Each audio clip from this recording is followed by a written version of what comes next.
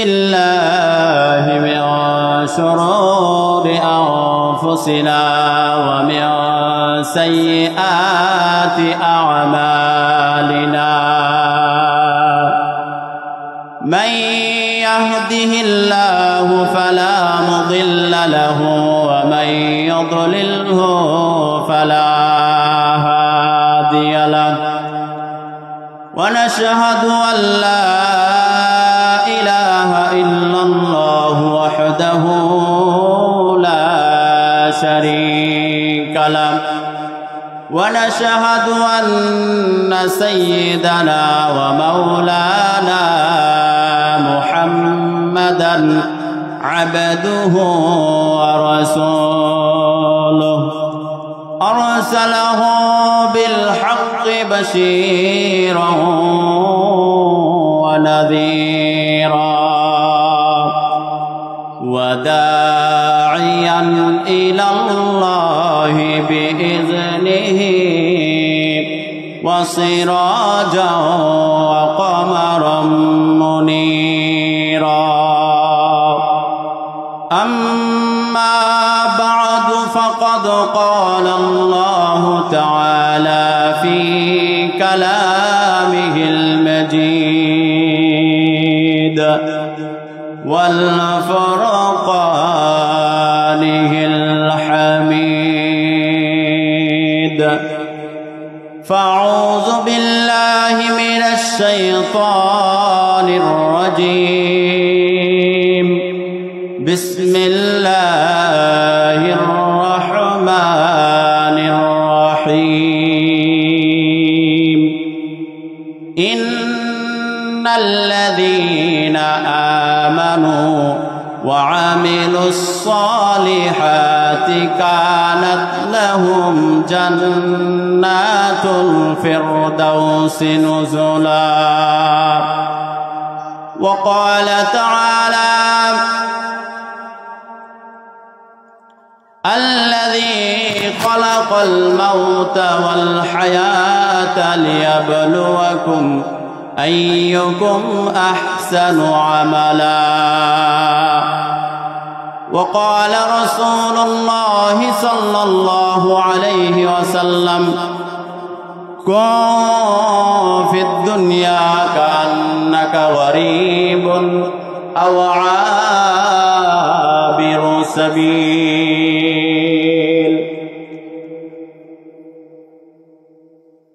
أو كما قال عليه الصلاة والسلام وقال تعالى إن الله وملائكته يصلون على النبي يا أيها الذين آمنوا صلوا عليه وسلموا تسليما সকলেই মুহাব্বতের সাথে দরুদ শরীফ পড়ি আল্লাহুম্মা সাল্লি আলা মুহাম্মাদিন ওয়া আলা আলি মুহাম্মাদ কামা সাল্লাইতা আলা ইব্রাহিম ওয়া আলা আলি ইব্রাহিম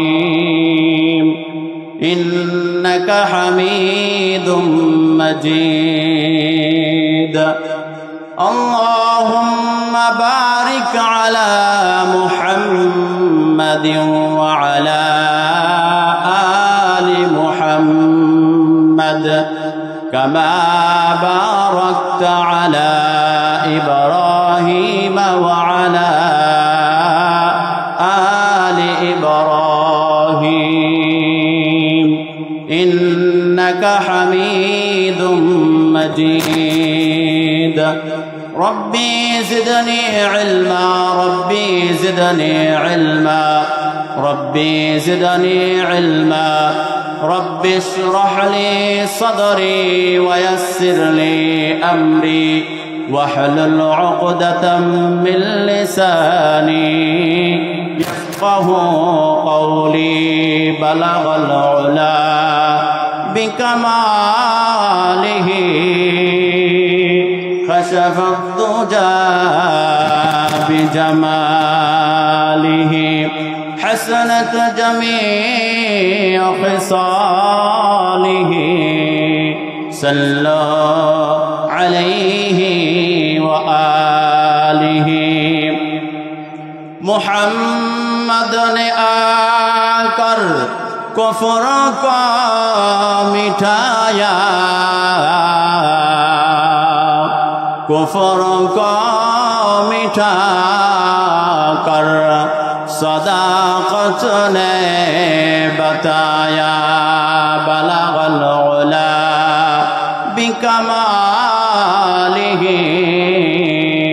كشف الدجى بجماله حسنت جميع خصاله صلوا عليه وآله لا إله إلا الله সকলেই মুহাব্বতের সাথে পড়ি লা ইলাহা ইল্লাল্লাহ লা ইলাহা ইল্লাল্লাহ হায়াতের মালিক যে আল্লাহ মৌতের মালিক সে আল্লাহ লা ইলাহা ইল্লাল্লাহ লা ইলাহা ইল্লাল্লাহ লা ইলাহা ইল্লাল্লাহ আসমান জমিন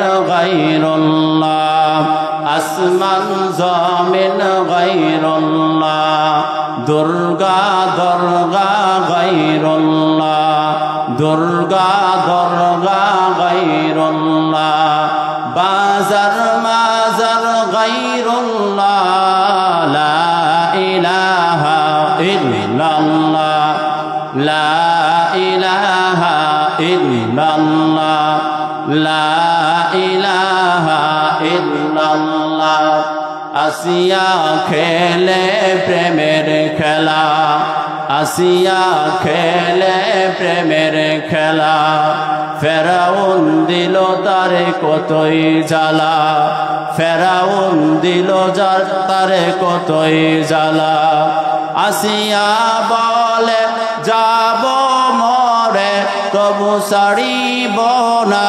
ইল্লাল্লাহ লা ইলাহা ইল্লাল্লাহ লা ইলাহা ইল্লাল্লাহ লা ইলাহা ইল্লাল্লাহ লা ইলাহা ইল্লাল্লাহ মুহাম্মাদুর রাসূলুল্লাহ সাল্লাল্লাহু আলাইহি ওয়াসাল্লাম। মৌজাটা করি উত্তরপাড়া মৌলভী বাড়ি মরহুম আব্দুস সবুর উদ্দিন সাহেবের বাড়িতে ওয়াজ ও দোয়া মাহফিলের সম্মানিত সভাপতি সাহেব দিগার হযরত উলামায়ে কেরাম, আমার সামনে বসা আমার মুরব্বী বাবারা, ছোট ছোট কচিকাচারা, পর্দার আড়ালে থাকা আবেদা সালেহা জাকেরা শাকেরা, আমার মা ও বোনেরা, যে রব আপনাকে আমাকে যাচাই করে বাছাই করে এই মহতি মজমায় আসার বসার তৌফিক দিয়েছেন, সুযোগ করে দিয়েছেন, সেই মহান রবের দরবারে সকলেই জবান খুলে একবার কালিমাতুশ শুকর আদায় করে আলহামদুলিল্লাহ। আমরা সামনে আগায় আসি, পিছনে যারা আছি সকলে সামনে চলে আসি। তো আল্লাহ পাক রব্বুল আলামিন কোরআনুল কারীমে ঘোষণা করেন ওয়াইন তাউদ্দু নি'মাতাল্লাহ, আল্লাহ বলেন ওয়াইন তাউদ্দু নি'মাতাল্লাহ, বান্দা তোমাদেরকে এত নিয়ামত আমি আল্লাহ তাআলা দিয়েছি যে নিয়ামতের গণনা করে তোমরা শেষ করতে পারবে না। জোরে বলেন সুবহানাল্লাহ। এত নিয়ামত আল্লাহ পাক রব্বুল আলামিন আপনাকে আমাকে দিয়েছেন যে নিয়ামত আপনি আমি গণনা করে শেষ করতে পারবো না। তাহলে এই নিয়ামতের শুকরিয়া আদায় করে আপনি আমি শেষ করতে পারবো? এত নিয়ামত আল্লাহ তাআলা আপনাকে আমাকে দিয়েছেন।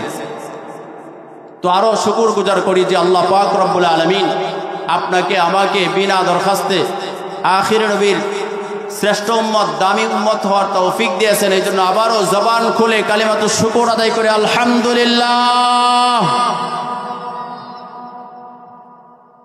এই মজমা বড় দামি মজমা, যারা আসে নাই তাদেরকে অনুরোধ করে বলবো অতি দ্রুত এই জান্নাতের বাগানে চলে আসেন। আল্লাহর রাসূল বলেন এইটা সাধারণ কোনো জায়গা না, এটা আজকের জন্য জান্নাতের একটা বাগান। সুবহানাল্লাহ বলেন। আজকের জন্য এই জায়গাটা আল্লাহ তাআলা জান্নাতের একটা টুকরা হিসেবে আল্লাহ তাআলা কবুল করছেন। সুবহানাল্লাহ। যেই জায়গায় কোরআন এবং হাদিসের আলোচনা হবে এই জায়গার দাম কম না বেশি? জোরে বলেন, কম না বেশি? যেই জায়গায় কোরআন এবং হাদিসের আলোচনা হবে সেই জায়গাটা আল্লাহ পাক রব্বুল আলামিনের কাছে অনেক দামি। সম্মানিত হাজরিন, আল্লাহ পাক রব্বুল আলামিন আপনাকে আমাকে কোরআনুল কারীম দিয়েছেন। সেই কোরআনুল কারীমের দাম মর্যাদা কম না বেশি?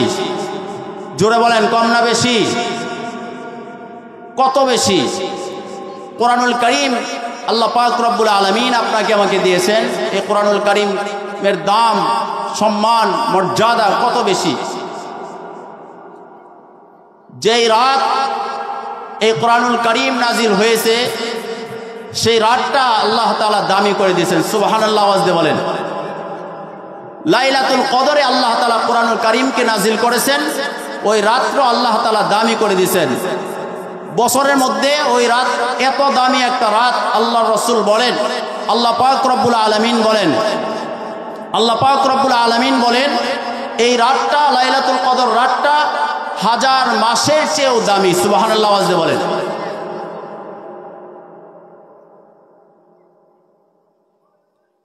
যেই রাত কোরআনুল কারীম নাজিল হইল সেই রাতটা দামি হয়ে গেল। আল্লাহ পাক রব্বুল আলামিনের অগণিত অসংখ্য ফেরেশতা, কি পরিমাণ ফেরেশতা আছে আপনি আমি গণনা করে শেষ করতে পারবো না। এত ফেরেশতা আল্লাহ পাক রব্বুল আলামিন বানাইছেন। কাবা ঘরের উপরে আসমানে একটা ঘর আছে, বাইতুল মামুর ঘর। সেই ঘর তাওয়াফ করে ফেরেশতারা 70,000 ফেরেশতা একবার তাওয়াফ করে কিয়ামত পর্যন্ত আর কোনোদিন এই ফেরেশতা তাওয়াফের সুযোগ পাবে না। সুবহানাল্লাহ আওয়াজ দিয়ে বলেন। তাহলে কি পরিমাণ ফেরেশতা আল্লাহ পাক রব্বুল আলামিন বানাইছেন। যেই ফেরেশতা কোরআনুল কারীম লৌহে মাহফুজ থেকে নবীজির কাছে নিয়ে আসছে, সমস্ত ফেরেশতাদের মধ্য থেকে আল্লাহ পাক রব্বুল আলামিন ওই ফেরেশতাকে আল্লাহ তাআলা দামি বানায় দিয়েছেন। সুবহানাল্লাহ আওয়াজ দিয়ে বলেন। হযরত জিবরাইল আলাইহিস সালাতু ওয়াস সালাম কোরআনুল কারীম নাজিল করার সময় বার্তাবাহক ছিলেন। কোরআনুল কারীমের আয়াত, কোরআনুল কারীমের সূরা জিবরাইল আলাইহিস সালাতু ওয়াস সালাম নিয়ে আসার কারণে হযরত জিবরাইল আলাইহিস সালাতু ওয়াস সালাম সমস্ত ফেরেশতাদের মধ্যে দামি হয়ে গেল। সুবহানাল্লাহ আওয়াজ দিয়ে বলেন। শুধু তাই না, যেই নবীজির উপরে কোরআনুল কারীম নাজিল হয়েছে, যত পয়গম্বর, যত রাসূল দুনিয়াতে আসছে, সমস্ত রাসূলের মধ্য থেকে আপনার আমার পয়গম্বরের মান, সম্মান, ইজ্জত আল্লাহ তাআলা বাড়ায়া দিয়েছেন। সুবহানাল্লাহ আওয়াজ দিয়ে বলেন। শুধু তাই না, যেই জায়গায় কোরআনুল কারীম নাজিল হয়েছে, যেই পাহাড়ে কোরআনুল কারীম নাজিল হয়েছে, সেই হেরা গুহা আল্লাহ পাক রব্বুল আলামিনের কাছে যত দামি, যত উঁচু পাহাড় আছে, সমস্ত পাহাড়ের মধ্য থেকে ওই হেরা গুহা আল্লাহ তাআলার কাছে দাম কম না বেশি? জোরে বলেন, কম না বেশি? ওই জায়গার দাম আল্লাহ তাআলা বাড়ায়া দিয়েছেন কোরআনুল কারীম ওই জায়গায় নাজিল হওয়ার কারণে। শুধু তাই না, শুধু তাই না, আল্লাহ পাক রব্বুল আলামিন এই কোরআনুল কারীম আপনাকে আমাকে দিয়েছেন, উম্মত দামি হয়ে গেছে। আল্লাহ পাক রব্বুল আলামিন আসমান থেকে 104 খানা কিতাব নাজিল করেছেন। বান্দা বান্দির মুক্তির জন্য, হেদায়েতের জন্য। সাথে নবী রাসূলগণ আগমন করছেন আপনার আমার মুক্তির জন্য, আপনার আমার হেদায়েতের জন্য। আল্লাহ তাআলা কোরআনুল কারীম দিয়েছেন। আপনার আমার কোরআনুল কারীমের সাথে আল্লাহ পাক রব্বুল আলামিন আখিরের নবী বিশ্ব নবী সাল্লাল্লাহু আলাইহি ওয়াসাল্লামকে পাঠিয়ে দিয়েছেন। সুবহানাল্লাহ। কোরআনুল কারীম কত দামি! আজকে যে চেয়ারে বসে কথা বলছি, এর চেয়ারও দামি দামি চেয়ার আছে, আরো ডিজাইন করা চেয়ার আছে। ওই চেয়ার যদি মানুষের পায়ে লাগে, মানুষ কোনো সময় ওই চেয়ারকে সালাম করে না, ওই চেয়ারে চুমু খায় না। কিন্তু কোরআনুল কারীম এত দামি, এত দামি। রাস্তার একটা গাছ, মাদার গাছ, যে গাছ দেয়া কোনো খাট পালং হয় না, যেই গাছ দেয়া দামি কিছু হয় না, রেহাল বানানো হয়। সে রেহাল যখন কোরআনের সাথে লাগে, লাগার কারণে ওই রেহাল যদি মানুষের পায়ের মধ্যে লাগে, বেয়াদবি হয়ে যায়। এই জন্য কোরআনুল কারীমের সাথে লাগার কারণে, দাম বাড়ার কারণে ওই রেহাল পায়ে লাগলে মানুষ চুমা খায় কি খায় না? জোরে বলেন, খায় কি খায় না? চুমা খায়। কেন খায়? কেন খায়? কোরআনের সাথে লাগছে, দাম বাইরে গেছে।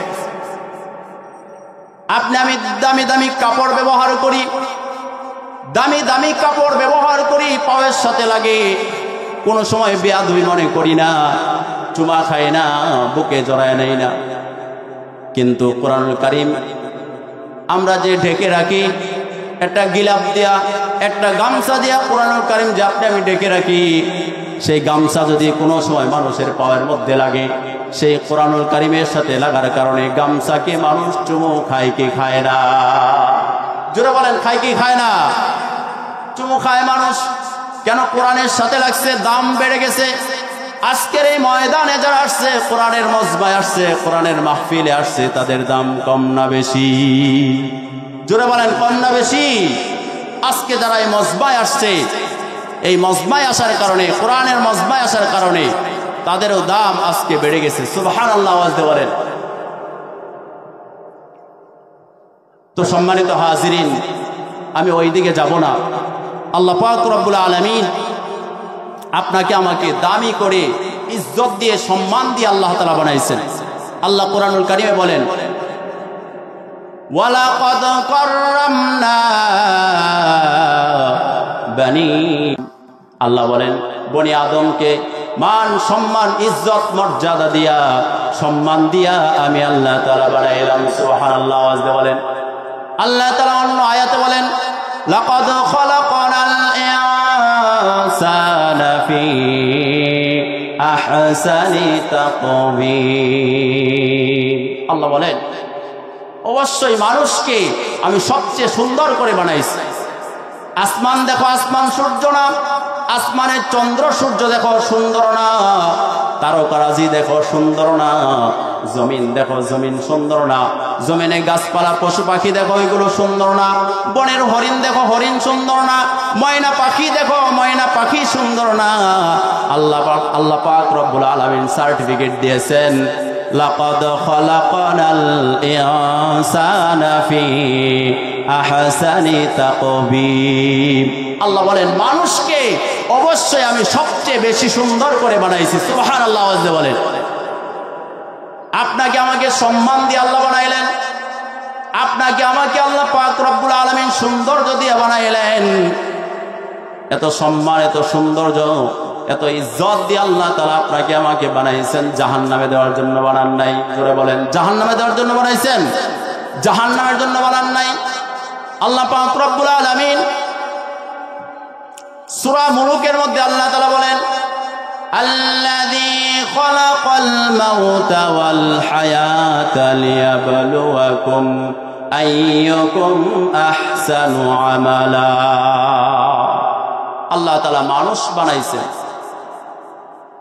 আল্লাযী খালাকাল মাউতা ওয়াল হায়াতা লিয়াবলুয়াকুম আইয়ুকুম আহসানু আমালা। মানুষ আল্লাহ তাআলা বানাইছেন। আবার হায়াত এবং মৃত্যু দিবেন কে? হায়াত দিয়েছেন কে? আল্লাহ। মৃত্যু দিবেন কে? আল্লাহ। আবার মৃত্যু দিবেন কেন? আহসানু আমালা, আমলের দিক দিয়া কে উত্তম কে ভালো এটা আল্লাহ তাআলা যাচাই করতে চায়।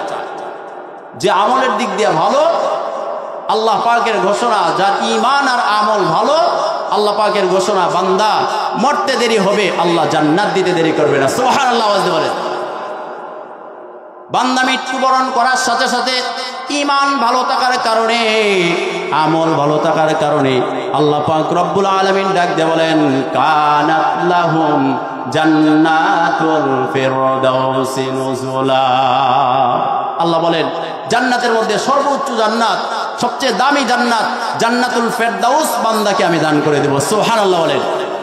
তো সম্মানিত হাজিরিন, আমার আলোচনায় আমি ঢুকতেছি। তো আল্লাহ পাক রব্বুল আলামিন আপনাকে আমাকে হায়াত দিয়েছেন। কতদিনের হায়াত আল্লাহ তাআলা দুনিয়াতে দিলেন। আবার আপনাকে আমাকে আখিরাতে যাওয়া লাগবে। কবর থেকে শুরু করে জান্নাতে ঢোকার আগ পর্যন্ত আমাদের কিছু ঘাটি আছে না নাই? জোরে বলেন, ঘাটি আছে না নাই?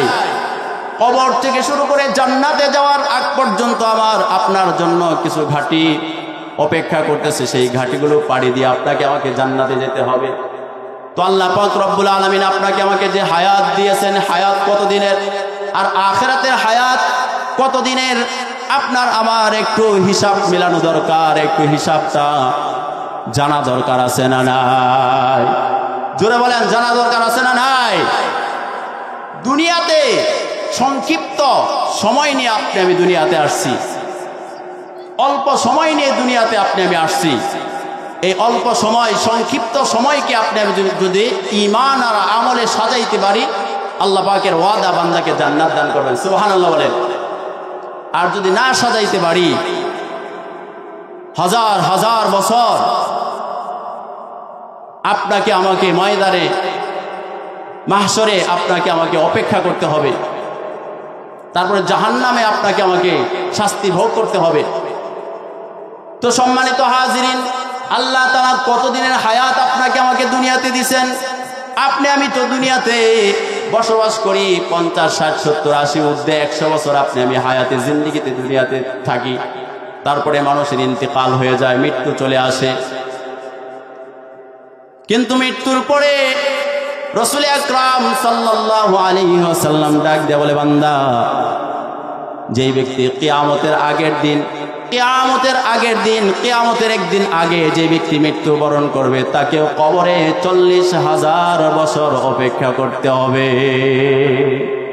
কত হাজার বছর? জোরে বলেন, কত হাজার বছর? 40,000 বছর কবরে আপনাকে আমাকে অপেক্ষা করতে হবে। কবরে 40,000 বছর অপেক্ষা করতে হবে। আপনি একটু হিসাব মিলান, তাহলে দুনিয়াতে আপনি যে 50, 60, 70, 100 বছরের জিন্দেগি পাইলেন, তাহলে কবরের তুলনায় আপনার দুনিয়ার হায়াত কত লম্বা। সামান্য সময় আল্লাহ পাক রব্বুল আলামিন হায়াতে জিন্দেগি দিয়া আপনাকে আমাকে পাঠাইছে। কবরে আপনাকে আমাকে 40,000 বছর আপনাকে আমাকে অপেক্ষা করতে হবে। শুধু তাই না, কবর থেকে যখন বান্দা ময়দানে মাহশরে যাবে, বান্দা যখন কবর থেকে ময়দানে মাহশরে যাবে, আল্লাহর রাসূল সাল্লাল্লাহু আলাইহি সাল্লাম বলেন, এই সূর্য এত উপরে থাকবে না, এত উঁচুতে থাকবে না। সূর্য মানুষের অর্ধ হাত, মাথার অর্ধ হাত কাছে চলে আসবে, আধা হাত কাছে চলে আসবে। শুধু তাই না, সূর্য এখন তাপ দিতেছে তার পিঠ দিয়া। আল্লাহর রাসূল বলেন, সেই সূর্যের মধ্যে 70,000 ফেরেশতা বরফ ডালে। সুবহানাল্লাহ বলেন, 70,000 ফেরেশতা সূর্যের মধ্যে বরফ ডালে। তারপরেও যখন গরমের সময় আপনাকে আমাকে সূর্য তাপ দেয়, পিঠ দিয়া তাপ দেয়, 70,000 বরফ ডালে, তারপরেও আমি শরীরে কাপড় রাখতে পারি না। কথা বলেন ঠিক কিনা? উপরে ফ্যান ঘুরে, এসি ঘরে, তারপরেও কোলায় না, তারপরেও থাকতে পারি না, টিকতে পারি না। আল্লাহর রাসূল বলেন, ময়দানে মাহশরে সূর্য অর্ধ হাত উপরে চলে আসবে, নাফরমানের কি অবস্থা হবে? আল্লাহর রাসূল বর্ণনা দিয়েছেন, নাফরমানের অবস্থা এমন হবে, আল্লাহ পাক রব্বুল আলামিন কিয়ামতের মাঠে সূর্যকে হুকুম করে দিবেন, তোর যত তেজ আছে, শক্তি আছে, সমস্ত শক্তি তুই নাফরমানের উপরে ছেড়ে দে, নাফরমানের উপরে ছেড়ে দে। আল্লাহর রাসূল বলেন সূর্য তার 12টা মুখ দিয়া তাপ দিবে, শুধু তাই না, এখন পিঠ দিয়া দেয়, যখন সরাসরি মুখ দিয়া দিবে তখন সরাসরি মুখ দিয়া তাপ দিবে। তাপ দেওয়ার কারণে বান্দার মগজগুলো মাথা থেকে গলে গলে পড়তে থাকবে, বাতের ফ্যানের মতো মগজগুলো পড়তে থাকবে, গাল বায়া বায়া পড়বে, চোখ বায়া বায়া পড়বে, কপাল বায়া বায়া মগজগুলো পড়বে, কানের লতি বায়া বায়া মগজগুলো পড়তে থাকবে নাফরমানে। সম্মানিত হাজিরিন, ওই কঠিন অবস্থায় আপনি আমি ধৈর্য ধারণ করতে পারবো নি? কি বলেন, পারবো? আল্লাহ তাআলা আমাদের সকলকে ময়দানে মাহশরের কঠিন আযাব থেকে আল্লাহ তাআলা হেফাজত করুন, সকলে বলেন আমিন। সম্মানিত হাজিরিন, সেই ময়দানে মাহশরে আল্লাহর রাসূল বলেন বান্দাকে 50,000 বছর দাঁড়ায় থাকা লাগবে। কত হাজার বছর? 50,000 বছর ময়দানে মাহশরে বান্দাকে অবস্থান করতে হবে, দাঁড়ায় থাকা লাগবে। সূর্য অর্ধ হাত উপরে, সূর্য বান্দাবান্দের মাথার মধ্যে তাপ দিতে থাকবে, মগজ টকবক করে গলে গলে পড়তে থাকবে। কিন্তু ইমানদারদেরকে আল্লাহর রাসূল সুসংবাদ জানাইছেন, সুবহানাল্লাহ। আওয়াজ দিয়ে বলেন, আরো জোরে বলেন সুবহানাল্লাহ। সুবহানাল্লাহ বললে লাভ না লস? জোরে বলেন, লাভ না লস? কত লাভ? আল্লাহর রাসূল হাদিসে পাকে ঘোষণা দিয়েছেন, বান্দা যখন জবান দিয়া দুনিয়ার জমিনে একবার সুবহানাল্লাহ উচ্চারণ করে, সুবহানাল্লাহ বলে, আল্লাহর রাসূল বলেন বান্দার জন্য জান্নাতে একটা গাছ দান করা হয়। সুবহানাল্লাহর গাছ দান করা হয় একটা। আল্লাহর রাসূল বলেন এই গাছটা কত বড় হবে? আল্লাহর রাসূল সাল্লাল্লাহু আলাইহি সাল্লাম বলেন গাছটা এত বড় হবে যে একটা তেজস্বী একটা ঘোড়া, নওজোয়ান যুবক 500 বছর পর্যন্ত যদি ঘোড়া দৌড়ায়, তারপরে সেই সুবহানাল্লাহ গাছের ছায়া অতিক্রম করতে পারবে না। আওয়াজ দিয়ে বলেন সুবহানাল্লাহ। আরেকটা গাছ লাগান, সুবহানাল্লাহ।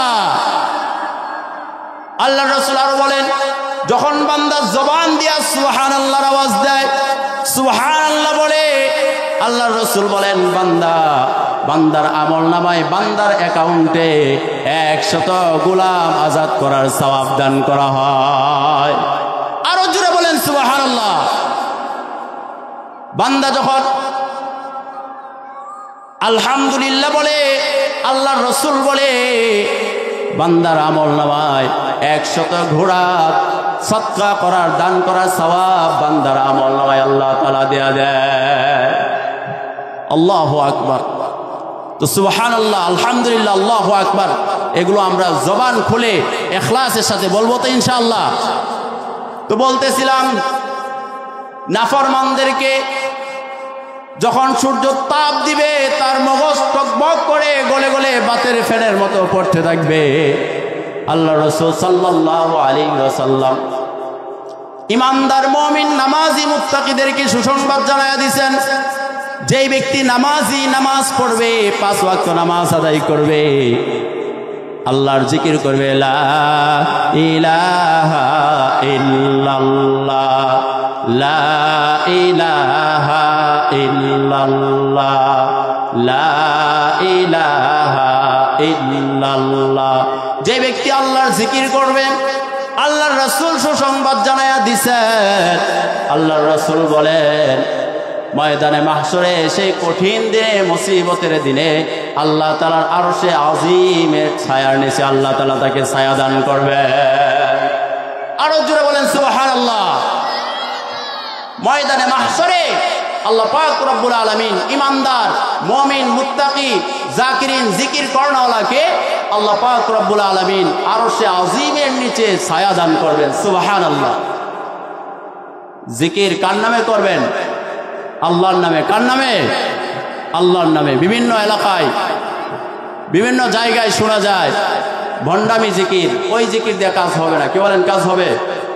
ওই জিকির দিয়ে কাজ হবে না। গোতা আরো যা কম দিত কবরে গেলে, গোতা আরো বাড়াইয়া দিব। কথা বলেন ঠিক কিনা? কেউ ফিরে না খালি হাতে, খাজা তোমার দরবার হতে। কেউ ফিরে না খালি হাতে, খাজা তোমার দরবার হতে। ঈমান থাকবে নি? জোরে বলেন, ঈমান থাকবে? আবার একদল বলে পানির তলে মোমবাতি বাউ বাতাসে নিবে না, পানির তলে মোমবাতি বাউ বাতাসে নিবে না, খাজা বাবার দরবারেতে অজু গোসল লাগে না। জোরে বলেন নাউজুবিল্লাহ, আরো জোরে বলেন নাউজুবিল্লাহ। পানির তলে মোমবাতি বাউ বাতাসে নিবে না, খাজা বাবার দরবারেতে অজু গোসল লাগে না। ওর ঈমান আছে? জোরে বলেন ঈমান আছে? ওই রকম জিকির দিয়ে আল্লাহকে পাওয়া যাবে না, জান্নাতের ঘ্রাণও পাওয়া যাবে না। তো সম্মানিত হাজিরিন, বলতেছিলাম যেই ব্যক্তি মুমিন, মুত্তাকি, পরহেজগার, কোরআনওয়ালা, জিকির করেনওয়ালা, আল্লাহ রাসূল সুসংবাদ জানায়া দিয়েছেন ময়দানে মাহশরে আল্লাহ পাক রব্বুল আলামিন আরশে আজিমের নিচে ছায়া দান করবেন। সুবহানাল্লাহ, আওয়াজ দিয়ে বলেন। আরশে আজিমের নিচে আল্লাহ তাআলা ছায়া দান করবেন। তো আপনাকে আমাকে কবরের জগতে আপনাকে আমাকে 40,000 বছর অপেক্ষা করতে হবে। ময়দানে মাহশরে আপনাকে আমাকে 50,000 বছর অপেক্ষা করতে হবে। শুধু তাই না, বিচার যখন শেষ হয়ে যাবে আল্লাহ তাআলা জান্নাতে যাওয়ার হুকুম করে দিবেন। আল্লাহ তাআলা জান্নাতে যাওয়ার আদেশ দিয়ে দিবেন। বান্দা যখন জান্নাতে ঢুকবে, জান্নাতে ঢোকার আগে একটা ব্রিজ আছে। ব্রিজটা এত ছোট, এত ছোট, জাওয়াল ব্রিজের মতো। জোরে বলেন, জাওয়াল ব্রিজের মতো? যমুনা সেতুর মতো? পদ্মা সেতুর মতো? না না না, ব্রিজটা এত বড়, এত বড়। আল্লাহ রাসূল সাল্লাল্লাহু আলাইহি ওয়াসাল্লাম হাদিস ভাগে ঘোষণা দিয়েছেন, ব্রিজে উঠতে লাগবে 10,000 বছর, সমান যাইতে লাগবে 10,000 বছর, আবার নামতে লাগবে 10,000 বছর। কত হাজার বছরের রাস্তা? জুড়ে বলেন, কত হাজার বছরের রাস্তা? 30,000 বছরের রাস্তা পাড়ি দিয়া বান্দাকে জান্নাতে ঢুকতে হবে। আর ব্রিজটা কত প্রশস্ত হবে! আল্লাহ রাসূল সাল্লাল্লাহু আলাইহি সাল্লাম হাদিসে ভাগে ঘোষণা দিয়েছেন। আল্লাহ রাসূল বলেন, ব্রিজটা এত চিকন হবে, ফুলসিরাত এত চিকন হবে, চুলের চেয়ে চিকন হবে, হীরার চেয়ে উদার হবে। চুলের চেয়ে চিকন, হীরার চেয়ে ধার। আপনি আমি তো সাধারণত একটা বাঁশের সাঁকু থাকে, ওই সাঁকু দিয়া হেঁটে যাইতে পারি না। জোরে বলেন, কথা বলেন ঠিক কিনা? আরেকটা বাঁশ দিয়া ওই বাঁশের মধ্যে ধরে ধরে আপনাকে আমাকে পার হতে হয়। অথচ আল্লাহর রাসূল বলেন, তোমাকে ফুলসিরাত পাড়ি দিয়া জান্নাতে ঢুকতে হবে। জান্নাতে ঢোকার আগে যে ফুলসিরাত তুমি পাড়ি দিবা, সেই ব্রিজটা এমন হবে, ফুলসিরাত এমন হবে যেটা চুলের চেয়ে চিকন, হীরার চেয়ে ধার। নাফরমানের কি অবস্থা হবে? আল্লাহর রাসূল বলেন, এই 30,000 বছরের রাস্তা পাড়ি দিতে যায় নাফরমান যখন পাড়ি দিতে যাবে, ওই ব্রিজে টুকরা টুকরা হয়ে নিচে জাহান্নামের মধ্যে পড়ে যাবে। জাহান্নামের আগুনের মধ্যে পড়ে দগ্ধ হয়ে যাবে। আবার সুস্থ হবে, আবার ব্রিজ পাড়ি দেওয়ার জন্য উঠবে, আবার টুকরা টুকরা হয়ে যাবে। সে চেষ্টা করবে, শত চেষ্টা করে সে এই ব্রিজ পাড়ি দিতে পারবে না। সাথে সাথে আল্লাহর রাসূল সুসংবাদ জানায়া দিয়েছেন, আবার বান্দাকে খুশির খুশ খবর দিয়েছেন, সুসংবাদ জানায়া দিয়েছেন, যেই বান্দা, যেই বান্দি 5 ওয়াক্ত নামাজ সহিভাবে সঠিকভাবে আদায় করবে, 5 ওয়াক্ত নামাজ খুশুর সাথে আদায় করবে, আল্লাহর রাসূল বলেন ওই ব্রিজটা 30,000 বছরের রাস্তা, 30,000 বছরের রাস্তা বান্দাকে আল্লাহ তাআলা বিদ্যুৎ গতিতে পার করায় দিবেন। আর জোরে বলেন সুবহানাল্লাহ। বিদ্যুৎ গতিতে আল্লাহ পাক রব্বুল আলামিন ফুলসিরাত আল্লাহ তাআলা পার করায় দিবেন। কিন্তু নামাজ লাগবে, খুশুর সাথে নামাজ লাগবে, সহিহ শুদ্ধ নামাজ আপনাকে আমাকে লাগবে। তো আপনাকে আমাকে আল্লাহ পাক রব্বুল আলামিন দুনিয়াতে পাঠাইছেন অল্প সময় দিয়া, সংক্ষিপ্ত সময় দিয়ে আল্লাহ তাআলা দুনিয়াতে পাঠাইছেন। বান্দা যদি এই সংক্ষিপ্ত সময়, অল্প সময় বান্দা সাজাইতে পারে, বান্দা যদি অল্প সময় সাজাতে পারে, অল্প সময়কে আল্লাহর রঙে রাঙ্গাইতে পারে, রাসূলের আদর্শে আদর্শিত করতে পারে, আল্লাহ পাক রব্বুল আলামিন বান্দাকে আল্লাহ তাআলা এমন জান্নাত দিবেন, এমন জান্নাত দিবেন যেই জান্নাত এই দুনিয়ার 10 দুনিয়া সমান। আর একটু জোরে বলেন সুবহানাল্লাহ। এই দুনিয়ার 10 দুনিয়া সমান একটা জান্নাত নিম্নমানের ব্যক্তিকে আল্লাহ তাআলা দান করবেন। সম্মানিত হাজিরিন, জান্নাত কামাই করতে হলে যে সময় আল্লাহ তাআলা আপনাকে আমাকে নির্ধারণ করে দিয়েছেন, যেই সময় আল্লাহ তাআলা আপনাকে আমাকে বেঁধে দিয়েছেন, এই সময়ের মধ্যে ঈমান আমল মজবুত করে গুনাহ মুক্ত জীবন নিয়ে কবরে ঢোকা লাগবে। কথা বলেন ঠিক কিনা? আপনার হিসাব আপনি মিলাইবেন যে আল্লাহ পাক রব্বুল আলামিন আপনাকে আমাকে হায়াত এবং মৃত্যু দিয়া দুনিয়াতে পাঠাইছেন, আপনি আমি দুনিয়াতে কয়দিন বসবাস করি আর আখিরাতে আপনি আমি কতদিন থাকব, এটার হিসাব নিজে নিজে মিলাবেন। আপনাকে আমাকে কবরের জগতে 40,000 বছর থাকা লাগবে, আপনাকে আমাকে ময়দানে মাহশরে 50,000 বছর অপেক্ষা করতে হবে, আপনাকে আমাকে জান্নাতে ঢুকতে ফুলসিরাতের ফুল পাড়ি দিতে 30,000 বছরের রাস্তা পাড়ি দিয়ে জান্নাতে যাওয়া লাগবে।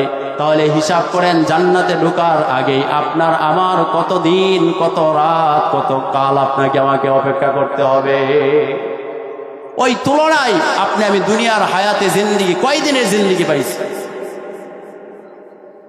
এই যে সময়, এই যে হায়াত হেলায় খেলায় নষ্ট করতেছি, এই হায়াত যে আপনি আমি অবহেলা করে নষ্ট করতেছি, তাহলে আপনি আমি আখিরাতের তুলনায় কয় দিনের দুনিয়া পাইছি, কয় দিনের দুনিয়া পাইছি? ময়দানে মাহশরে বান্দার হিসাব নিকাশের পর আল্লাহ পাক রব্বুল আলামিন জান্নাত এবং জাহান্নামের মাঝখানে মৃত্যুকে জবাই করে দিবেন। দুনিয়াতে মানুষ মৃত্যু থেকে বাঁচতে চায়, মৃত্যু থেকে বাঁচার জন্য মানুষ সিঙ্গাপুর যায়, মানুষ ইন্ডিয়াতে যায়, মানুষ দেশ বিদেশে দৌড়াদৌড়ি করে একটু অসুস্থ হয়ে গেলে বাঁচার জন্য চেষ্টা করে, কি করে না? বাঁচার জন্য চেষ্টা করে। ময়দানে মাহশরে কাল কিয়ামতের মাঠে আল্লাহ পাক রব্বুল আলামিন জান্নাত এবং জাহান্নামের মাঝখানে মৃত্যুকে আল্লাহ তাআলা জবাই করে দিবেন। সেই দিন নাফরমানগুলো, বেঈমানগুলো আল্লাহ তাআলার কাছে মৃত্যু কামনা করবে, আল্লাহর কাছে মৃত্যু কামনা করবে। সেই দিন নাফরমান বেঈমানগুলো আল্লাহর কাছে মৃত্যু কামনা করবে। আল্লাহ তাআলা ডাক দিয়ে বলবেন, কামলা বিস্তু ইয়াওমান আও বাওদা ইয়াউম, বান্দা দুনিয়াতে তোমাকে হায়াত দিয়েছিলাম, কামলা বিস্তু ইয়াওমান আও বাওদা ইয়াউম, কয়দিন দুনিয়াতে বসবাস করছো? আল্লাহ জিজ্ঞাসা করবেন বেহেশতীদেরকে, কয়দিন দুনিয়াতে অপেক্ষা করছো, কয়দিন দুনিয়াতে বসবাস করছো, কয়দিন দুনিয়াতে তুমি ছিলা? বান্দা ডাক দিয়ে বলবে, আমি একদিন অথবা অর্ধদিন দুনিয়াতে ছিলাম, একদিন অথবা অর্ধদিন দুনিয়াতে বসবাস করছি। আল্লাহ তাআলা ডাক দিয়ে বলেন, বান্দা তুমি ঈমান মজবুত করেছো, আমল মজবুত করেছো, তোমার নামাজ রোজা হজ যাকাত কোরআন তেলাওয়াত তোমার এই আমলগুলো মজবুত ছিল। বান্দা তুমি একদিন বা অর্ধদিনের দুনিয়াতে তুমি ভালো সদাই করেছো, বেজাল মুক্ত সদাই তুমি করেছো। বান্দা এখন তুমি জান্নাতে ঢুকো, চিরদিন চিরকাল জান্নাতে থাকো, তোমাকে আর কেউ কোনোদিন ডিস্টার্ব করবে না। সুবহানাল্লাহ বলেন। জান্নাতে থাকো, জান্নাতে বসবাস করো, ঘুরো ফিরো খাও, তোমাকে আর কেউ তোমাকে ডিস্টার্ব করবে না। জান্নাতের একটু বর্ণনা দিয়ে যায়, জান্নাতটা কেমন জান্নাত আল্লাহ তাআলা দান করবেন? সবচেয়ে নিম্নমানের ব্যক্তিকে আল্লাহ তাআলা যে জান্নাত দিবেন, এই জান্নাতটা এই দুনিয়ার 10 দুনিয়া সমান একটা জান্নাত আল্লাহ বান্দাকে দান করবেন। সুবহানাল্লাহ আওয়াজ দিয়ে বলে, এই দুনিয়ার 10 দুনিয়া সমান একটা জান্নাত আল্লাহ তাআলা বান্দাকে দান করবেন।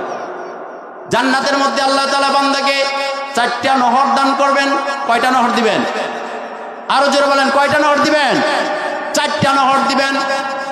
আল্লাহ তাআলা জান্নাতের মধ্যে একটা দুধের নহর দান করবেন। আল্লাহ তাআলা জান্নাতের মধ্যে আল্লাহ তাআলা একটা মধুর নহর দান করবেন।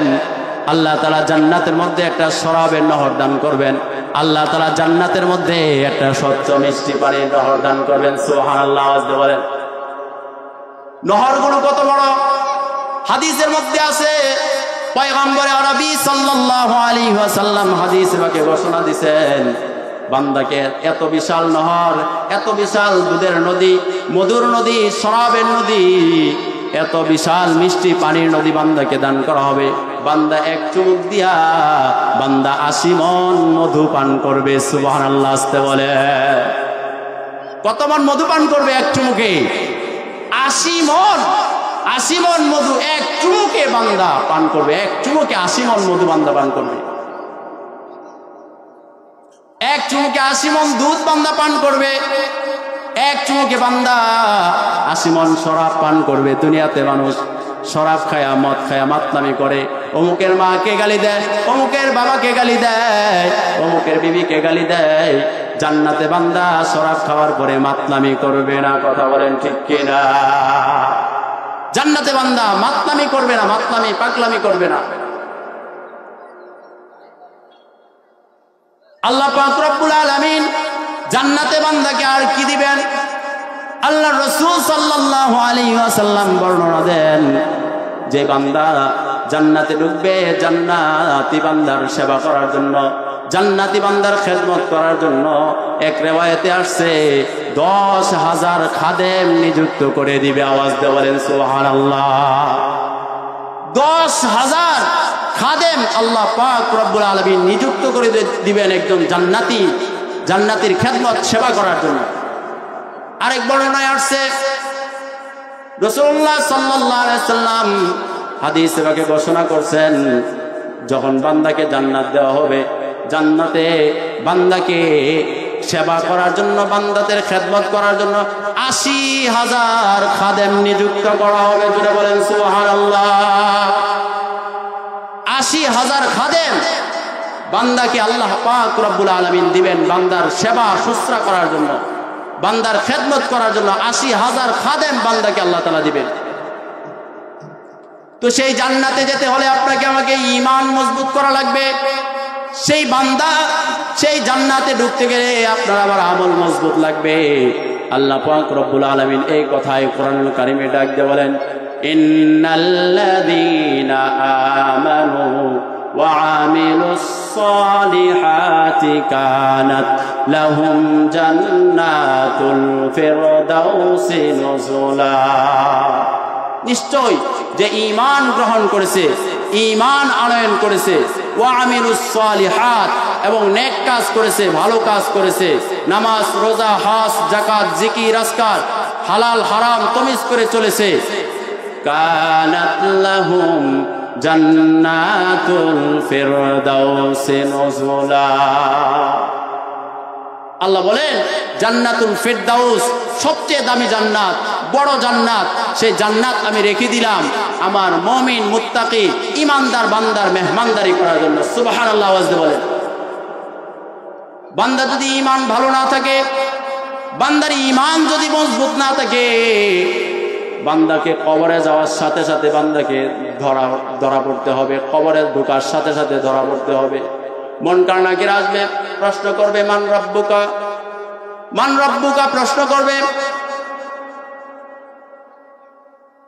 ওমান দীনুকা, ওমান নাবিয়ুকা, তিনটা প্রশ্ন করবে। বান্দা নাফরমান, বান্দা গুনাহগার, বান্দার ঈমান ছিল না, বান্দার আমল ছিল না, না থাকার কারণে বান্দাকে যখন কবরে আইসা মুনকার নাকির প্রশ্ন করবে, বান্দা জবাব দিতে পারবে না।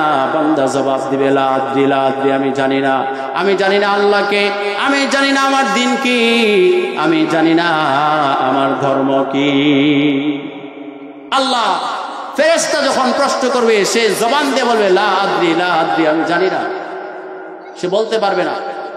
আর বান্দা যদি ঈমান মজবুত থাকে, আমল ভালো থাকে, বান্দাকে মান রব্বুকা বলতে দেরি হবে, জবাব দিতে দেরি হবে না। বান্দা দুনিয়াতে মূর্খ ছিল, বাংলা শিখে নাই, আরবি শিখে নাই, ইংরেজি শিখে নাই, কবরে ফেরেশতা আরবিতে প্রশ্ন করবে।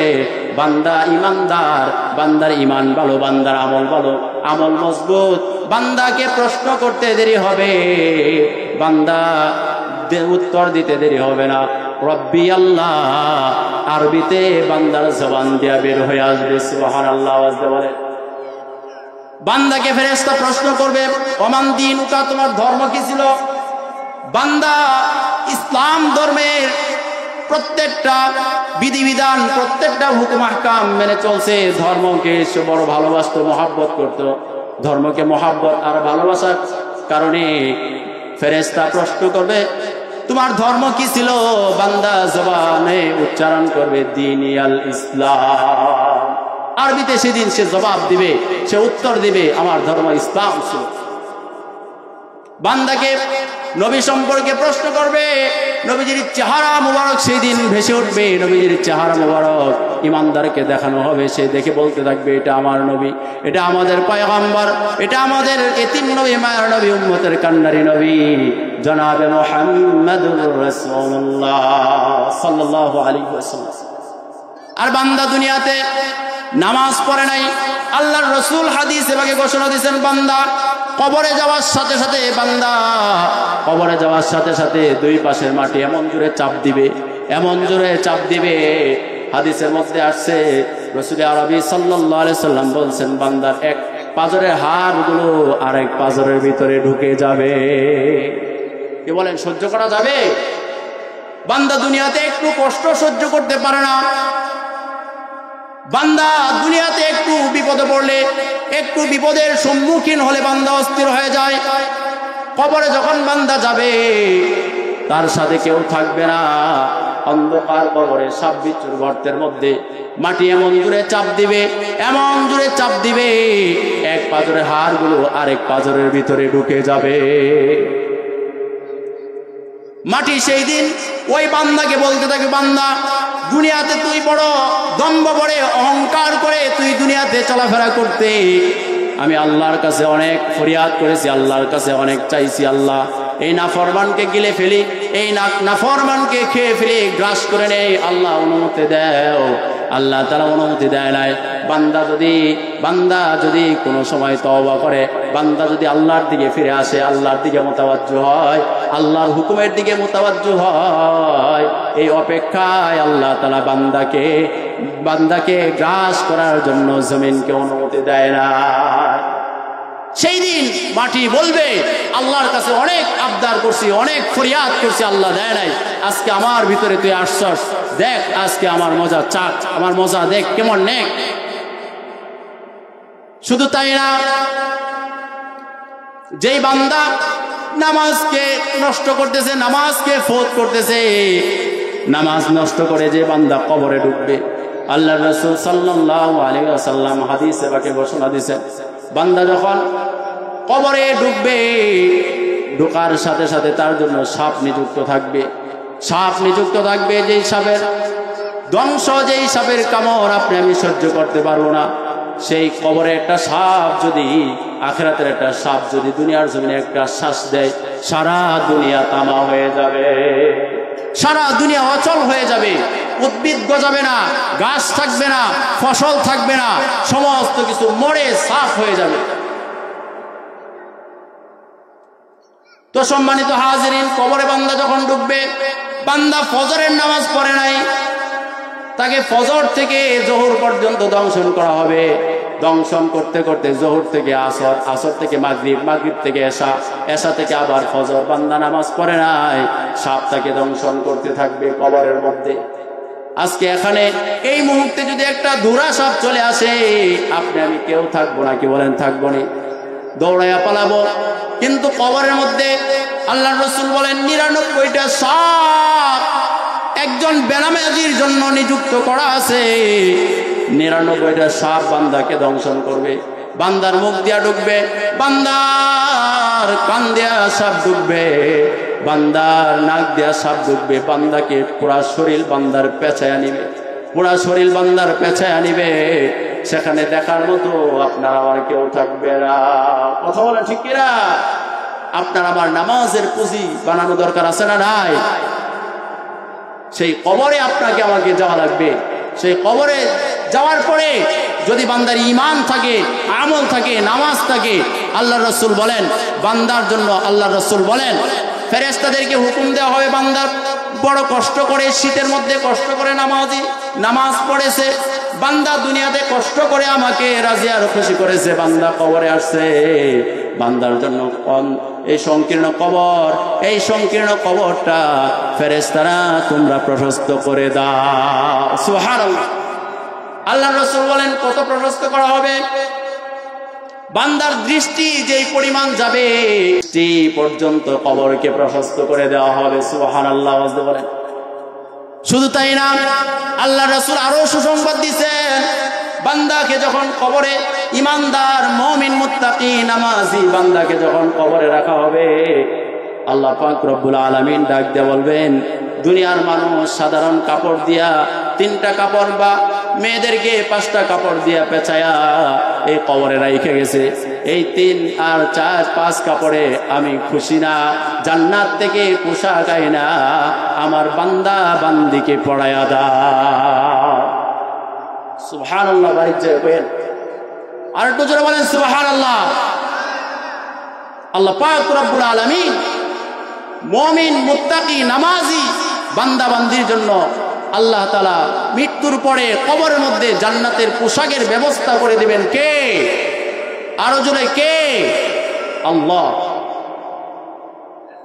শুধু তাই না, আল্লাহর রাসূল আরো সুসংবাদ দিয়েছেন, বান্দা কবরের বর্ণনা শুনে, কবরের শাস্তির কথা শুনে, কবরের ভয়ঙ্কর অবস্থার কথা শুনে তোমরা লা তাকানাতু মির রাহমাতিল্লাহ, তোমরা ঘাবড়ায় যাও না, অস্থির হয় না, নৈরাশ হয় না। যে ঈমান মজবুত করে, আমল মজবুত করে, নামাজ আর কোরআন নিয়ে যে কবরে ঢুকবে, আল্লাহর রাসূল বলেন কবরে ঢুকার সাথে সাথে আল্লাহ তাআলা ফেরেশতাদেরকে ঘোষণা করে দিবেন, ও আমার ফেরেশতারা আমার বান্দার জন্য জান্নাত থেকে জান্নাতি হাওয়া কবরে ঢুকায়া দাও। সুবহানাল্লাহ। জান্নাত থেকে জান্নাতি হাওয়া আমার বান্দা বান্দির কবরে ঢুকায়া দাও।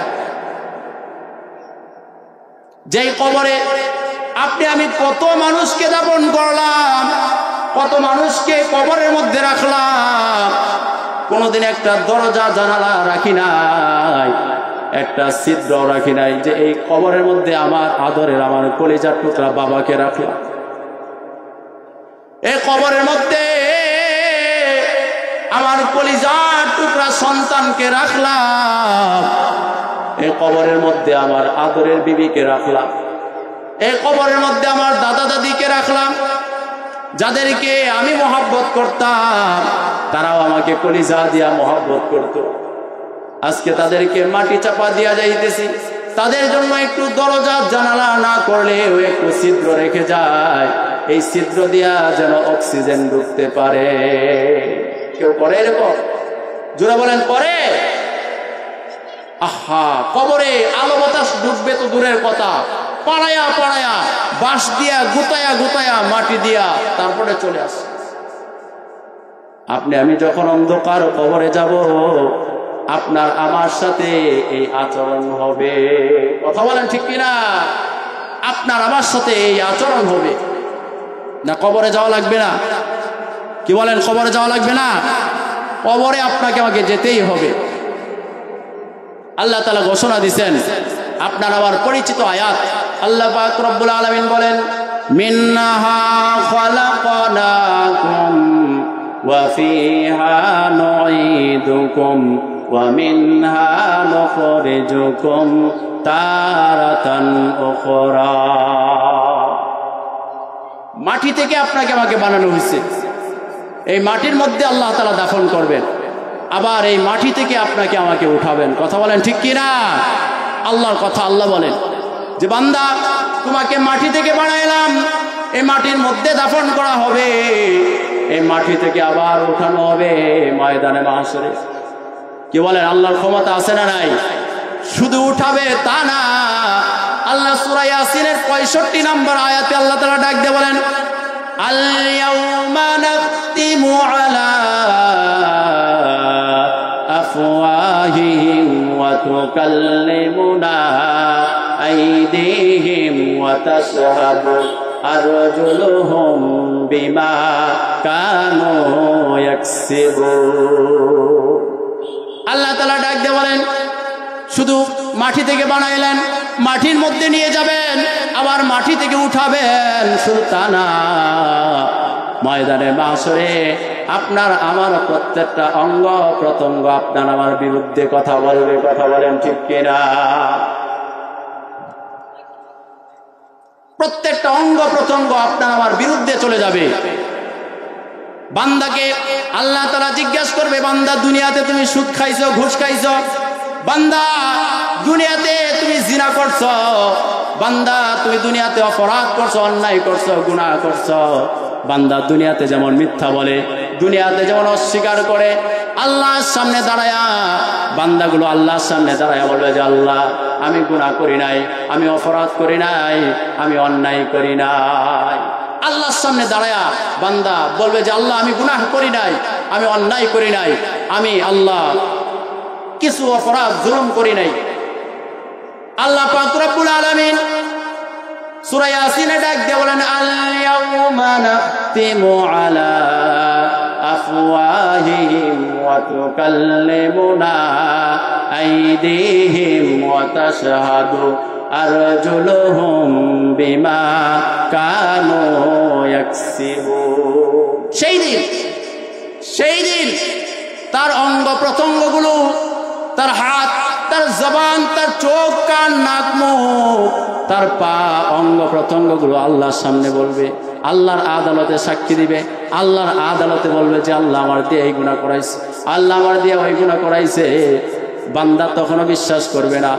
যখন বান্দা যখন বলবে আল্লাহ আমার দিয়ে এই গুনাহ করাইছে, অঙ্গ প্রত্যঙ্গগুলো যখন বলবে আল্লাহ আমার দিয়ে এই গুনাহ করাইছে, ওই গুনাহ করাইছে, ওই বান্দা ডাক দিয়ে বলে, হে অঙ্গ প্রত্যঙ্গ, তোদের একটু অসুস্থ হয়ে গেলে, একটু সমস্যা হইলে ডাক্তারখানায় দৌড়াইলাম, একটু সমস্যা হয়ে গেলে সিঙ্গাপুর গেলাম, একটু সমস্যা হয়ে গেলে মাদ্রাস নিয়ে গেলাম, বিভিন্ন দেশ থেকে দেশান্তরে তোদের একটু আরামের জন্য দৌড়াদৌড়ি করলাম, আজকে তোরা সকলে আমার বিরুদ্ধে কেন চলে গেলে?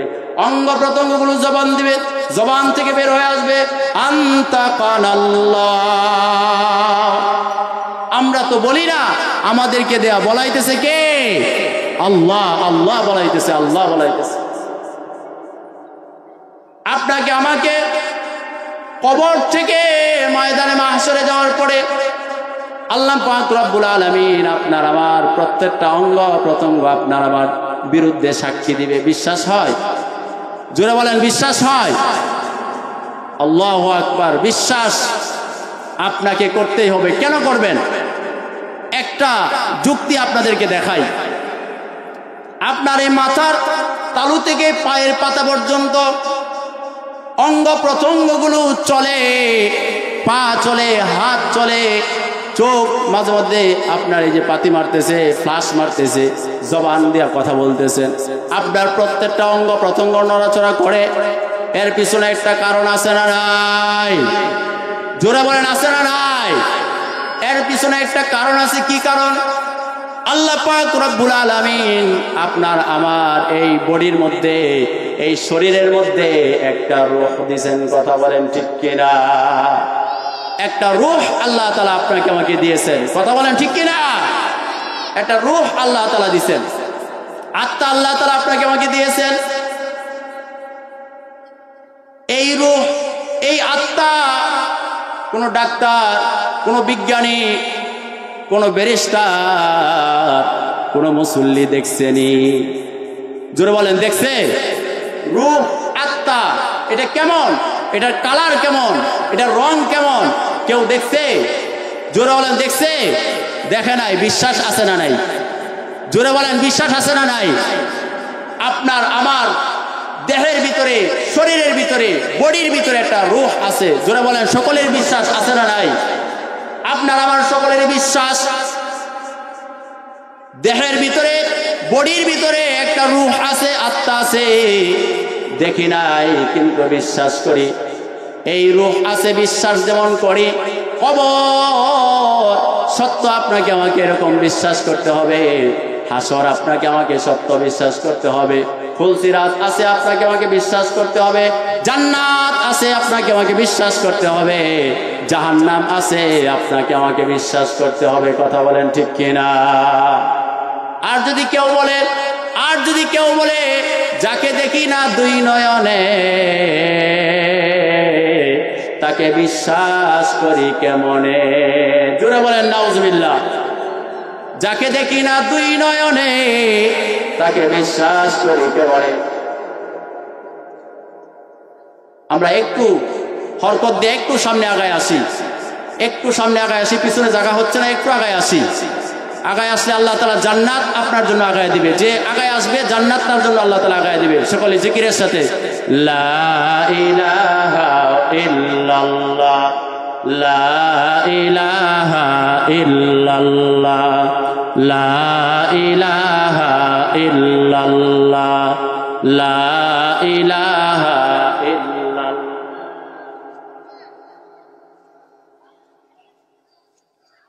লা ইলাহা ইল্লাল্লাহ। হায়াতের মালিক যে আল্লাহ, মৌতের মালিক সে আল্লাহ। লা ইলাহা ইল্লাল্লাহ, লা ইলাহা ইল্লাল্লাহ, লা ইলাহা ইল্লাল্লাহ মুহাম্মাদুর রাসূলুল্লাহ। বলতেছিলাম কেউ যদি বলে যাকে দেখি না দুই নয়নে তাকে বিশ্বাস করি কেমনে, ঈমান থাকবে নি? জোরে বলেন ঈমান থাকবে? এমন এক শ্রেণীর মানুষ আছে যাকে দেখি না দুই নয়নে তাকে বিশ্বাস করি কেমনে। তার মানে সে বুঝাইতেছে আল্লাহকে দেখা যায় না, আল্লাহকে ধরা যায় না, আল্লাহকে ছোঁয়া যায় না, তাহলে আল্লাহকে কেমনে বিশ্বাস করি? জোরে বলেন নাউজুবিল্লাহ। আরে মূর্খ, আরে গন্ড মূর্খ, তুই এই জিনিসটা বুঝোস না। তোর শরীরের মধ্যে একটা বাতাস লাগে, বাতাস, ফ্যানের বাতাস লাগে, বিভিন্ন বাতাস শরীরের মধ্যে লাগে। জোরে বলেন বাতাস কি দেখা যায়? আরো জোরে বলেন বাতাস কি দেখা যায়? বাতাস দেখা যায় না। বাতাস আল্লাহ তাআলার একটা মাখলুক, আল্লাহ তাআলার একটা সৃষ্টি। একটা বাতাসকেই তুই দেখতে পারলি না, একটা বাতাস দেখার পাওয়ার শক্তি তোর নাই, তাহলে আল্লাহকে দেখার শক্তি তোর কেমনে হবে? কথা বলেন ঠিক কিনা? আল্লাহকে এই চর্ম চোখ দিয়ে দেখা যাবে না। আল্লাহ পাক রব্বুল আলামিন ময়দানে মাহশরে বান্দা যখন জান্নাতে যাবে, জান্নাতে যাওয়ার পরে আল্লাহ পাক রব্বুল আলামিন জান্নাতে যাওয়ার পরে এরকম এক মাহফিল ডেকে, এমন এক সমাবেশ ডেকে আল্লাহ পাক রব্বুল আলামিন ৭০,০০০ পর্দা ভেদ করে বান্দাকে আল্লাহ তাআলা দিদার দান করবেন। সুবহানাল্লাহ বলেন। বান্দাকে আল্লাহ তাআলা দিদার দান করবেন। বান্দাগুলো ময়দানে মাহশরে থেকে জান্নাতে যাওয়ার পরে আল্লাহ তাআলা বান্দাদেরকে প্রশ্ন করবে, ও আমার বান্দা বান্দীরা, আমি যা ওয়াদা দিয়েছিলাম, আমি যা প্রতিশ্রুতি দিয়েছিলাম, তোমরা সবকিছু বুঝা পাইছো নি? তোমরা সবকিছু পাইছো নি? তারা ডাক দিয়া বলবে, আগে বলতে পারবে না। ওলামায়ে কেরামের শরণাপন্ন হয়ে তারা বলবে যে আল্লাহ, আমরা সবকিছু এখনো বুঝে পাই নাই। আয় আল্লাহ, তুমি আমাদের জান্নাত দিয়েছো, এই দুনিয়ার 10 দুনিয়া সমান জান্নাত দিয়েছো। জান্নাতের মধ্যে হাজারো লক্ষ নাজ ও নিয়ামত আল্লাহ তুমি দিয়েছো। আয় আল্লাহ, নামাজে গেছি, আয় আল্লাহ শীতে কনকনে শীতের মধ্যে নামাজে গেছি, তাহাজ্জুদ নামাজে গেছি, কষ্ট করে নামাজ পড়েছি। আয় আল্লাহ সেজদা দিছি, ফ্লোরের মধ্যে সেজদা দিছি, টাইলসের মধ্যে আয় আল্লাহ সেজদা দিছি, আয় আল্লাহ মাটির মধ্যে, কিন্তু আমার বিশ্বাস ছিল, ইয়াকিন ছিল, আমি আল্লাহর কুদরতি পায়ে সেজদা দিছি। সুবহানাল্লাহ বলে।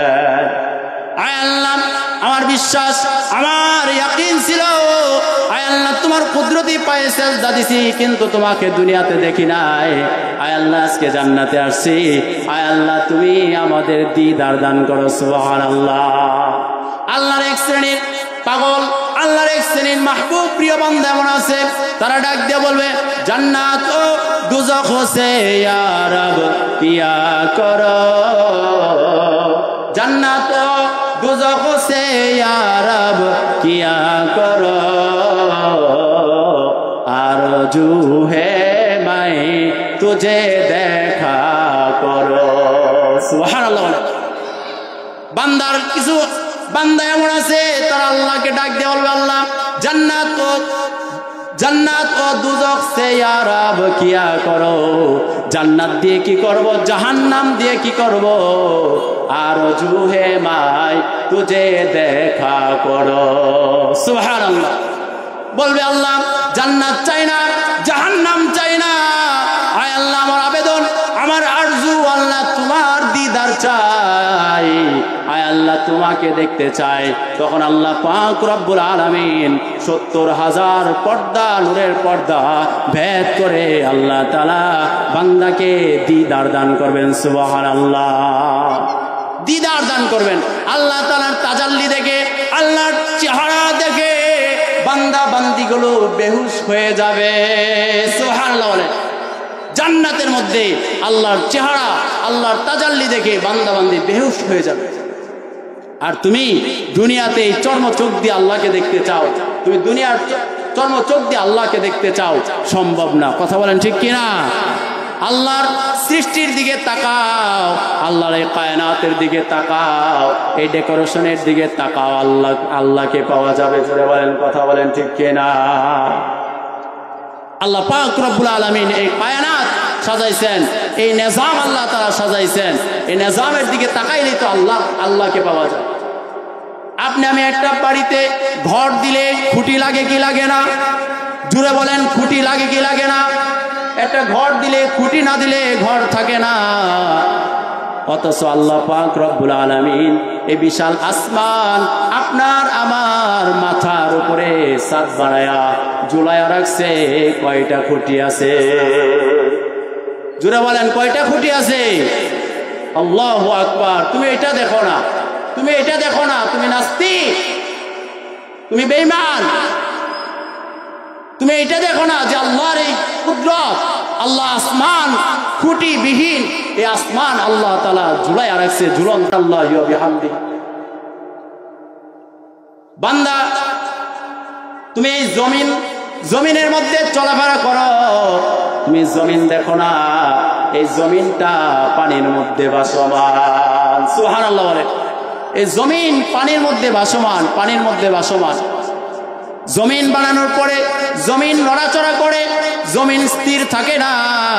আল্লাহ পাক রব্বুল আলামিন তার বান্দা বান্দির সুবিধার্থে, বান্দা বান্দির ফায়দার জন্য, বান্দা বান্দির কল্যাণের জন্য আল্লাহ তাআলা পাহাড় দিয়া এই জমিনকে আল্লাহ তাআলা পেরেক মেরে দিয়েছেন। সুবহানাল্লাহ। আওয়াজ দিয়ে বলে, তুমি এগুলো দেখো না, এই জমিন পানির মধ্যে ভাসমান, বিশাল বিশাল পাহাড় আল্লাহ তাআলা সৃষ্টি করে রাখছেন, ওইগুলো তুমি দেখো না।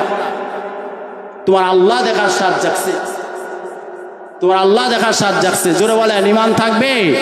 কেউ যদি বলে যাকে দেখি না দুই নয়নে বিশ্বাস করি কেমনে, কি বলেন, ঈমান থাকবে? বলতেছিলাম যে কবর সত্য, হাসর সত্য, ফুলসিরাত সত্য। আপনাকে আমাকে বিশ্বাস করতে হবে। কেন বিশ্বাস করব? যে আপনার আমার এই বডির মধ্যে, এই শরীরের মধ্যে, এই দেহের মধ্যে আল্লাহ পাক রব্বুল আলামিন একটা রূহ আছে। রূহটা দেখি নাই, কি বলেন, দেখছি? কেউ দেখছে? দেখে নাই। বিশ্বাস আছে 100-এ 100। জোরে বলেন, কথা বলেন ঠিক কিনা? 100% বিশ্বাস করে সকলে যে আমার একটা রূহ আছে, আত্মা আছে, যে আত্মার কারণে আমি নড়াচড়া করি, আমি কথা বলি, আমি পায়ে হেঁটে চলাফেরা করি।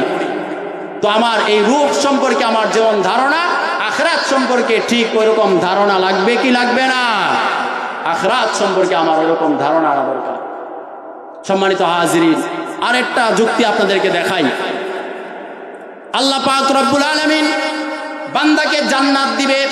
জান্নাতে দেওয়ার পরে একটা ফল আল্লাহ তাআলা বান্দাকে দিবে, খাওয়ার জন্য একটা ফল দিবে। ফল তো বিশাল বড় হবে। হাদিসের মধ্যে আসছে বড়ই কত বড় হয়? ছোট ছোট না? ছোট ছোট। ইদানিং কিছু বড়ই আছে, দেখা যায় একটু বড় হয়। কিন্তু জান্নাতের মধ্যে আল্লাহ তাআলা ইমানদার মুমিন বান্দা বান্দিকে যে ফল দিবে, হাদিসের মধ্যে আসছে যে বড়ই আল্লাহ তাআলা বান্দাকে দান করবে, সেই বড়ইটা 12 মণ ওজন হবে। আর একটু জোরে বলেন সুবহানাল্লাহ। 12 মণ ওজন হবে একটা বড়ই। শুধু তাই না, যে ফল আল্লাহ তাআলা বান্দা বান্দিকে খাওয়ার জন্য দিবে, ওই ফলের মধ্যে 70 রকম মজা দিবে কে? বেহেশতে একটা ফলের মধ্যে 70 রকম মজা দিবে কে? আল্লাহ। 70 রকম মজা আল্লাহ তাআলা দিয়ে দিবে। জোরে বলেন, বিশ্বাস হয়?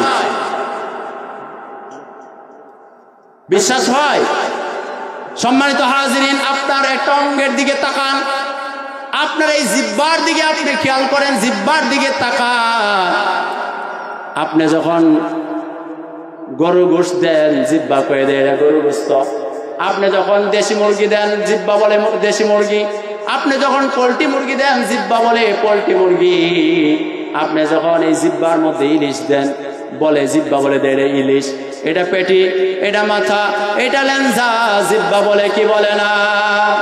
জোরে বলেন, জিহ্বা বলে কি বলে না? শুধু তাই না, এই জিহ্বার মধ্যে তেঁতুল দিলে টক ধরা যায়, রাজশাহীর আম দিলে আম্রপালির স্বাদ এই জিহ্বার মধ্যে পাওয়া যায়। মশারির ডাউল দিলে জিহ্বা বইলা দেয় এটা মশারির ডাউল, এটা মাছের ডাউল। কথা বলেন ঠিক কিনা? আপনি জিহ্বার মধ্যে কত হাজার রকম স্বাদ আর মজা দিতেছেন, জিহ্বা কয়টা? জোরে বলেন, জিহ্বা কয়টা? আপনি একটা জিহ্বা দেয়া হাজার রকম মজা নিলেন। আর এই কথা আপনার বুঝে আসে না যে আখিরাতে আল্লাহ জান্নাতে গেলে জান্নাতের মধ্যে যে নিয়ামত দিবে, সেই নিয়ামতগুলো সত্য। কথা বলেন ঠিক কিনা? জান্নাতে গেলে জান্নাতে যে নিয়ামত আল্লাহ তাআলা দিবে, সেই নিয়ামতগুলো আপনার আমার সত্য। বুঝার জন্য আল্লাহ তাআলা জিহ্বা দিয়ে দিয়েছে, জিহ্বা। যাদের বিশ্বাস করতে কষ্ট হয়, জিহ্বার দিকে তাকান, জিহ্বার দিকে একটু খেয়াল করেন যে একটা জিহ্বার মধ্যে আপনার কত রকম মজা আল্লাহ তাআলা ঢুকায় দিছে। আজকে যদি আপনার ডাউলের জন্য একটা জিহ্বা, গরু গোশতের জন্য একটা জিহ্বা, মুরগির জন্য আরেকটা জিহ্বা লাগতো, তাহলে ইষ্টি বাড়ি, আত্মীয় বাড়ি যাওয়ার সময় বোঝাই করে আগে জিহ্বা নেওয়া লাগতো। কথা বলেন ঠিক কিনা? আগে ব্যাগ বোঝাই করে জিহ্বা নেওয়া দেওয়া লাগতো। ঘটনাক্রমে আপনি গরু গোশত যেই জিহ্বা দেখাবেন, ওটা বাড়িতে রেখে গেছেন, দিছে তো কষায় গরু গোশত, আপনি আফসোস করে মরবেন, খাওয়ার সুযোগ হবে না। কথা বলেন ঠিক কিনা? আল্লাহ সুবিধার জন্য, বান্দারকে বোঝার জন্য, বান্দার ইমানকে মজবুত করার জন্য, ইমানকে আনার জন্য আল্লাহ তাআলা একটা অঙ্গ দিয়েছে, জিহ্বা। জিহ্বা যে বান্দা জান্নাতে গেলে একটা ফলের মধ্যে 70 রকম মজা স্বাদ তোমাকে আমি আল্লাহ তাআলা দান করবো। সুবহানাল্লাহ বলে। তো জান্নাতে যেতে হলে আপনার আমার ইমান লাগবে, আমল লাগবে, দুইটা জিনিস। একটা হলো ইমান আর একটা আমল। একটা ইমান আর একটা কি? আমল। ইমান যদি বান্দার ভালো থাকে, আমল যদি বান্দার ভালো থাকে, আল্লাহ ডাক দিয়ে বলেন, কানাত লাহুম জান্নাতুল ফিরদাউসি নুজুলা। আল্লাহ বলে যে বান্দাকে জান্নাতুল ফিরদাউস দান করে দেব। জোরে বলেন সুবহানাল্লাহ। আল্লাহ তাআলা এই ভাঙ্গাচোরা কথাগুলো বুঝার, আমল করার তৌফিক দান করুন। সকলে বলেন আমিন। ওয়া আখির দাওয়ানা আলহামদুলিল্লাহি রাব্বিল আলামিন। আসসালামু আলাইকুম ওয়া রাহমাতুল্লাহি ওয়া বারাকাতুহু।